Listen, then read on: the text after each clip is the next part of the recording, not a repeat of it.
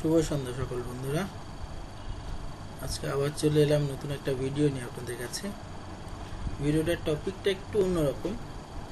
প্রতিদিনই আমাকে দেখেছেন যে হলো আমি যে সমস্ত ভিডিওগুলো আপলোড করছি ম্যাক্সিমামই এক্সেলেই আমি ডেটাগুলো দেখাই। যেমন ভ্যাট ট্যাক্স ক্যালকুলেশন, এটা এক্সেলে দেখিয়েছি, কিন্তু অন্যান্য যে ভিডিওগুলো আপলোড করেছিলাম সেগুলো ম্যাক্সিমাম এক্সেলে দেখিয়েছি। এক্সেলে কিছু ট্রিক্স যদি হলো আমরা জানি, অনেকেই হয়তো বা জানি না এই ট্রিক্সগুলো। আমি শিওর যে অনেকে এই ট্রিক্সগুলো জানি না। এই ট্রিক্সগুলো জানা থাকলে আপনি এক্সেলে কিন্তু খুব তাড়াতাড়ি একটা ফাইল তৈরি করে ফেলতে পারেন, বা এক্সেলে যখন কোনো একটা টাস্ক আপনাকে দেওয়া হলো খুব তাড়াতাড়ি আপনি সেই টাস্কটা কমপ্লিট করতে পারেন যদি কিছু ফিউ ট্রিক্স যদি হলো আপনি জানেন। এর মধ্যে কিছু এক্সাম্পল হিসেবে বলবো যে হয়তো হলো কীভাবে ডেট টাইম ইনসার্ট করতে হয়। ডেট টাইম ইনসার্শন হলো আমরা জানি না, কিছু ফাংশন জানতে হয়, সেই ফাংশনের অল্টারনেটিভ কিছু জিনিস আমরা এখানে ইউজ করতে পারি। ম্যাক্সিমাম ইউজাররাই যারা এক্সেলে আছেন তারা ফ্যামিলিয়ার এই মেনু বার ইউজ করতে, কিংবা ফাংশন ইউজ করতে, এই ফাংশন ইউজ করতে, রিবন ইউজ করতে। কী কী কারণে ইউজ করি? মেনু বার ইউজ করছি আমরা হলো ধরেন হোমে এসে কোনো টেক্সট, কোনো স্পেসিফিক সেলের ফন্ট চেঞ্জ করার জন্য, টেক্সটের সাইজ বাড়ানোর জন্য, ইভেন হলো সেল মার্চ করার জন্য, র্যাপ টেক্সট করার জন্য, স্পেসিফিক কোনো সেলের ফরম্যাট চেঞ্জ করার জন্য, ইভেন যদি কোনো সেলে আপনার নিউমেরিক ভ্যালুস থাকে, নিউমেরিক ভ্যালুকে পার্সেন্টেজে কনভার্ট করার জন্য, কিংবা নিউমেরিক ভ্যালু যদি এটা অ্যামাউন্টে হয় সেটা ডেসিমাল ভ্যালুতে দেখাবো কি দেখাবো নয়, সেটা এখানে এসে আমরা ইউজ করি। ইভেন টেবিল ইউজ করতে আমরা অনেকেই দেখেছি। ইভেন সিলেকশনের জন্য হলে আমরা এটাকে ইউজ না করে কিছু মানে আমরা নর্মালি দেখা যায় কার্সারটাকে ইউজ করি ম্যাক্সিমাম ক্ষেত্রে সিলেকশনের জন্য। যতগুলো এক্সাম্পল দিলাম এর মধ্যে ম্যাক্সিমাম এক্সাম্পলেরই কিবোর্ডে কিছু শর্টকাট আছে। আমরা দেখে নিই কিবোর্ডে শর্টকাট ইউজ করে কীভাবে খুব তাড়াতাড়ি একটা এক্সেল ফাইলে কাজ করা সম্ভব। আমি শিওর আবারও বলছি, অনেকেই আমরা এই শর্টকাটগুলো জানি না।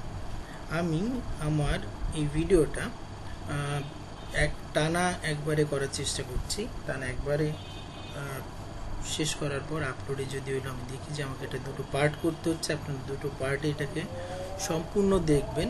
এবং আমি মনে করি এটা দেখার পর আপনারা যদি ট্রিক্সগুলো ইউজ করেন আপনার এক্সেল কোনো ফাইল ক্রিয়েট করার সময়, আপনি খুব দ্রুত এক্সেল ফাইল ক্রিয়েট করতে পারবেন। কিছু ট্রিক্স খুবই ইন্টারেস্টিং, আপনারা দেখলেই হলো বুঝবেন যে এই জিনিসটা যদি আপনার আগে জানা থাকতো তাহলে আপনি খুব সহজেই কাজটা সম্পূর্ণ করতে পারতেন, মানে একটা ফাইল খুব সহজে করে ফেলতে পারতেন।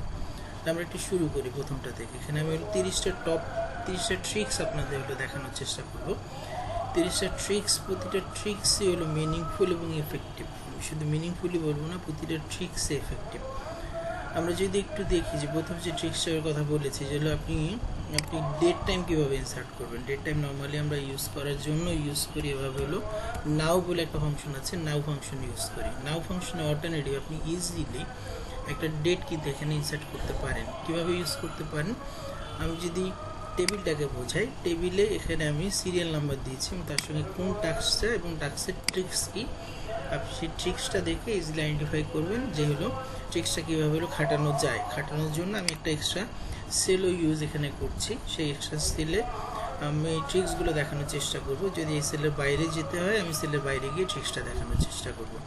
ফার্স্ট ট্রিক্স হলো আমি কিভাবে কারেন্ট সেলে আমি ডেট ইনসার্ট করব।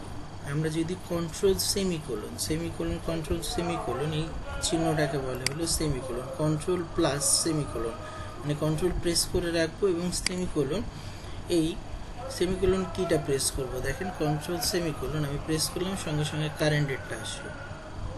ঠিক আছে, এটা আমরা হয়তো অনেকেই জানতাম না। আমরা যদি দেখি এখানে নাও ফাংশনটা যখন ইউজ করতাম, অনেকেই জানি যে নাও ফাংশন ইউজ করতে হয়। নাও ফাংশন ইউজ করলেও ডেট টাইম আসে। এর অল্টারনেটিভ আপনি যদি নাও ফাংশন ইউজ করতে না চান, কন্ট্রোল সেমিকোলন, ডেটটা চলে আসলো। এখন আপনি যদি টাইম ইউজ করতে চান, টাইমের জন্য আমাদের কিন্তু অনেকগুলো কাজ করতে হয়। এই ডেটটাকে ফরম্যাট করতে হয়। কিংবা নাও লিখে ডেটটাকে ফরম্যাট করতে হয়। এটার অল্টারনেটিভ কি, আপনি কন্ট্রোল শিফট যখন প্রেস করছেন সেমিকোলনের ওই বাটনটাকে ক্লিক করেন, যেহেতু আপনি শিফট সিলেক্ট করেছেন, control shift colon, control shift colon যদি প্রেস করি তাহলে দেখেন এখন 8:20 PM, মানে 8:20, সন্ধ্যা 8:20 সেই সময়টাকে দেখাচ্ছে। ঠিক আছে, খুব সহজে আমরা এটা করতে পারলাম। কন্ট্রোল শিফট সেমিকোলন ইউজ করে আমরা ডেট ইনসার্ট করলাম, কন্ট্রোল শিফট কোলন ইউজ করে আমরা টাইম ইনসার্ট করলাম। আমরা যেটা যেটা শেষ করবো সেটা আমরা একটু মার্ক করে রাখি, যাতে সুবিধা হয় যে কোনটা কোনটা আমরা এখন শিখে ফেলেছি। এখন ধরে নিই কোনো একটা ডেট টাইম আমরা ইনসার্ট করেছি, সেটাকে ফরম্যাট করব। তাহলে আমরা ডেট ইনসার্ট করেছিলাম হলো কন্ট্রোল সেমিকোলন দিয়ে, এবার এটাকে ফরম্যাট করব। ফরম্যাট করার জন্য আমরা ফরম্যাটে যাওয়ার জন্য কি করি, যে রাইট ক্লিক করে ফরম্যাট সেলস বা এখানে এসে অনেক কিছু হলো করা যায়। এটা না করে আপনি কি করতে পারেন, খুব সহজেই কন্ট্রোল শিফট 3-এর উপরে দেখেন, 3-এর উপরে একটা হ্যাশ চিহ্ন আছে, কন্ট্রোল শিফট এই হ্যাশ চিহ্ন যদি হলো আমরা ক্লিক করি, দেখেন ইজিলি আপনি এটাকে চেঞ্জ করতে পারেন। এরপর যদি আপনার আরও কোনো কাস্টমাইজেশনের দরকার হয়, এখান থেকে ইজিলি সিলেক্ট করা যায় কাস্টমাইজেশন। কন্ট্রোল শিফট, আবারও দেখাচ্ছি জিনিসটা, control shift hash, control shift hash, control shift press করে রাখবো এবং সঙ্গে হ্যাশ চিহ্নটা আছে হলো ঠিক 3-এর উপরে, কন্ট্রোল শিফট হ্যাশ 3-এর উপরে হ্যাশ চিহ্নটা প্রেস করলাম। দেখেন আমাদের ডেট ফরম্যাট ছিল ডে মান্থ ইয়ার, ডে 16 তারিখ জুন মাসের 2022 সালে, সেটাই আরও স্পেসিফিকভাবে বোঝালাম, জুন 16ই জুন 2022। ঠিক আছে, তাহলে এই পর্যন্ত আমরা শিখলাম। এরপরে যদি আরও একটু দেখতে চাই যে কোনো একটা লাইনকে আপনি স্ট্রাইক থ্রু করবেন, তার মানে আমাদের অনেকের ক্ষেত্রে প্রয়োজন হয় যে লাইনটা এখন দরকার নেই, আপনি কখনো নোট নিচ্ছেন, নোট নেওয়ার সময় মনে হলো যে লাইনটা আমার দরকার নেই, তো এখানে কোনো একটা জিনিস আমি লিখলাম, ধরেন আগের সেলটাকে হলো আমি কপি করলাম, এই সেলের কপির আমি অপশনটা দেখাবো, খুব সহজেই কপি করলাম, এটাকে আমি স্ট্রাইক থ্রু করবো। এবার স্ট্রাইক থ্রু করার জন্য আপনাকে অনেক কিছু করতে হয়, অত কিচ্ছু করার দরকার নেই। কন্ট্রোল 5 স্ট্রাইক থ্রু, কন্ট্রোল আবার 5 বলেন, স্ট্রাইক থ্রু উঠে যাবে, control 5 strike through, control 5 strike through উঠে গেল, কন্ট্রোল 5 দিয়ে আমি স্ট্রাইক থ্রু করলাম। এবার কোনো একটা কলামকে যদি আপনি হাইড করতে চান, ধরে নিন আমি এই কলামটাকে হাইড করবো, এই কলামটাকে হাইড করার জন্য অনেক ক্ষেত্রে প্রিন্ট আউট নেওয়ার সময় আমাকে কলাম হাইড করতে হয়, বা কোনো ক্যালকুলেশন করে রেখেছি, কোনো একটা কলামের এক্সট্রা হেল্প নিয়েছি, কিন্তু সেই কলামটাকে দেখাতে যাচ্ছি না প্রেজেন্টেশনের সময়, বা যখন প্রিন্ট আউট নিচ্ছি সেই কলামটাকে শো করতে চাচ্ছি না, তাহলে কীভাবে সেই কলামটাকে হাইড করব, কন্ট্রোল 0, দেখেন কলামটা হাইড হয়ে গেল। আবার কলামটাকে আনহাইড করার জন্য দুটো পাশাপাশি কলাম সিলেক্ট করেন, কলামটা আনহাইড হলো। ঠিক আছে, হাইড করার জন্য কন্ট্রোল 0। কারেন্ট রো যদি আপনি হাইড করতে চান, এখানে কারেন্ট রো, এটা কারেন্ট কলাম আমি এটাকে দেখালাম, এই কলামটাকে যদি হাইড করতে চাই কন্ট্রোল 0 প্রেস করলাম, এই রোটাকে যদি হাইড করতে চাই এখানে আমি হলো এসে বললাম কন্ট্রোল 9, ঠিক 0-র পাশেই আছে হলো 9, কন্ট্রোল 9, দেখেন রোটা হাইড হয়ে গেল। তার মানে 5-এর পরে দেখেন এখন 7 এসে 6টা মিসিং। আবার আনহাইড করি, দুটো সেল সিলেক্ট করলাম, দুটো রো সিলেক্ট করলাম, আনহাইড করে আবার রোটাকে নিয়ে আসলাম। কিছু ক্ষেত্রে আমাদের রো হাইড করতে হয় যদি সেই রোটা হিডেন অবস্থা, মানে যদি সেই রোটা আমার হলো প্রিন্ট আউট নেওয়ার দরকার না হয়, কিংবা রো এর ভেতরে যদি কোনো ফর্মুলা থাকে। ঠিক আছে, এবার কোনো একটা অ্যাডজাসেন্ট সেল, এই যে আপনারা দেখেছেন যে আমি একটা অ্যাডজাসেন্ট সেল হলো উপর থেকে নিচে কপি করেছি, এখানে উপর থেকে নিচে অ্যাডজাসেন্ট সেল কিন্তু আপনি ইজিলি কপি করতে পারেন।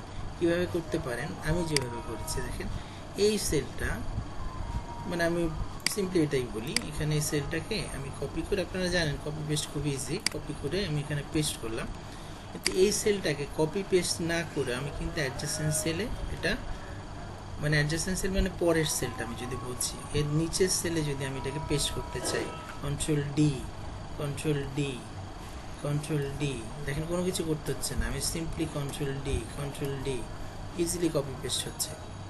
বা এই সেলটাকে যদি আমি পাশে পেস্ট করতে চাই, কপি করে, এরকম কপি করে কন্ট্রোল সি, কন্ট্রোল ভি, দরকার কি আছে, কন্ট্রোল আর, কন্ট্রোল আর। ঠিক আছে, খুব সহজেই তাহলে শিখে ফেললাম যে হলো যদি উপর নিচে সেল কপি পেস্ট করতে হয় তাহলে কন্ট্রোল ডি, আর পাশাপাশি সেল যদি হলো কপি পেস্ট করতে হয় মানে সেলের ভ্যালু সম্পূর্ণ জিনিস, সেলের যা ফরম্যাট আছে ভ্যালু আছে সব কিছু কপি পেস্ট হবে কন্ট্রোল আর প্রেস করলে। ঠিক আছে, তাহলে এই পর্যন্ত আমরা শিখলাম। আমি পরেরগুলো একটু রিমুভ করি যেহেতু আমাকে এখানে আরও কিছু কাজ করতে হবে, করে ফেললাম রিমুভ। আচ্ছা, এবার মুভ আপ মানে হলো আপনি কারেন্ট সেল থেকে উপরে উঠতে চান। অনেকে বলতে পারেন আমার তো কার্সার আছে, তা কার্সার আছে আমি কেন এখান থেকে এই জায়গাটায় যাব। অনেকেই যদি এই জিনিসটা দেখার চেষ্টা করেন যে আপনার যদি স্ক্রল লকটা অন করা থাকে, স্ক্রল লকটা যদি অন করা থাকে তাহলে আমি স্ক্রল লকটা নিয়ে আসছি। তার মানে কীভাবে আনলাম, এই দেখেন অনেকের ক্ষেত্রেই যে যারা ল্যাপটপ ইউজ করেন তারা কিন্তু স্ক্রল লক কোথায় সেই জিনিসটা খুঁজে পাবেন না। এই জিনিসটা একটু মুখস্থ রাখেন। উইন্ডোজ ফাংশন ও যদি প্রেস করি তাহলে আমাদের কাছে উইন্ডোজ ফাংশন যদি ও প্রেস করি তাহলে আমাদের কাছে কিবোর্ডটা আসলো। সরি, আমি কথাটাকে ভুল বলেছি, আমি আবার বলছি, উইন্ডোজ ফাংশন নয়, কন্ট্রোল উইন্ডোজ ও যদি প্রেস করি তাহলে আমাদের কাছে এই কিবোর্ডটা আসলো। কন্ট্রোল উইন্ডোজ যে হলো বাটনটা আছে, কন্ট্রোল উইন্ডোজ ও ফাংশন মানে এই যে উইন্ডোজ এটা হলো আপনার দেখবেন ল্যাপটপের কিংবা পিসি এরকম উইন্ডোজ বাটনটা আছে। কন্ট্রোল উইন্ডোজ যদি বাটন দুটো একসঙ্গে প্রেস করি তাহলে এই কিবোর্ডটা আসে, যে কিবোর্ডটা আপনাকে হেল্প করবে।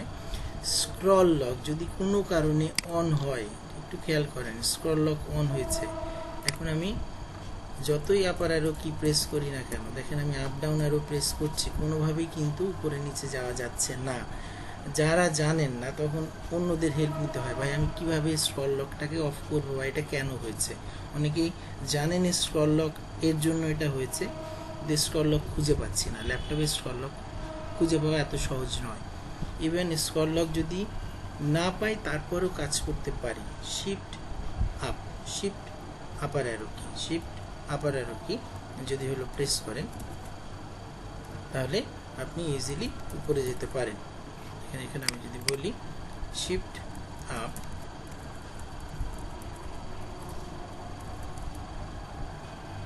আচ্ছা আমি এটা একটু পরে আসছি জিনিসটায়। শিফট আপার অ্যারো কি প্রেস করলে আপনি উপরে হলে যেতে পারেন। আর এখানে যে কোনো কারণে দেখাচ্ছে না, আমি আবার এটা ফিরে আসছি, স্ক্রল লকটা অফ করছি, শিফট আপার অ্যারো আপ,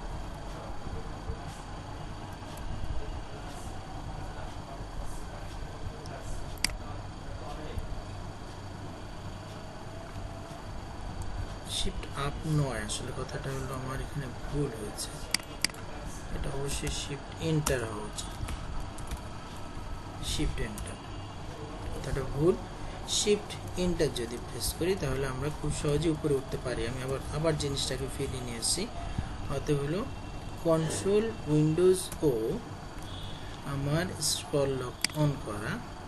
এখন আমি মাউসের মানে আমি কিবোর্ডের upper arrow down arrow key use করতে পারছি না, তাহলে আমি কি কাজ করব, শিফট এন্টার কি প্রেস করে উপরে এবং নিচে মানে উপরে যেতে পারি।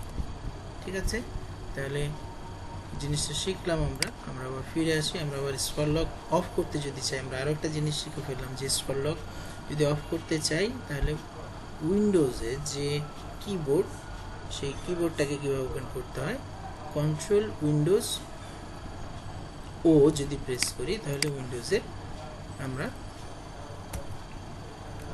এই কিবোর্ডটাকে ওপেন করতে পারি। স্ক্রল লক এখান থেকে অফ করলাম, স্ক্রল লক অফ করে আমরা এটাকে বন্ধ করে রাখলাম।